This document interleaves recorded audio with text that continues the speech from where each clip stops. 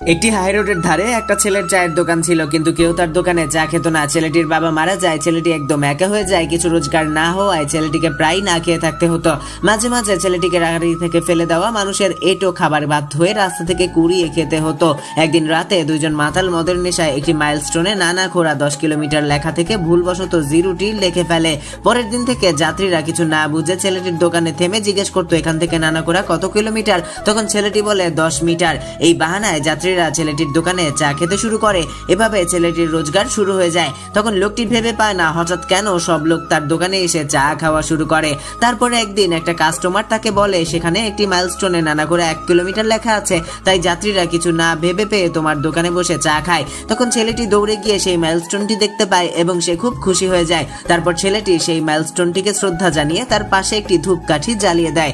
বন্ধুরা, এই ভিডিওটি দেখে এটি শেখা যায়, কখনো কখনো একটি জিরো কারো জীবন বদলে দিতে পারে।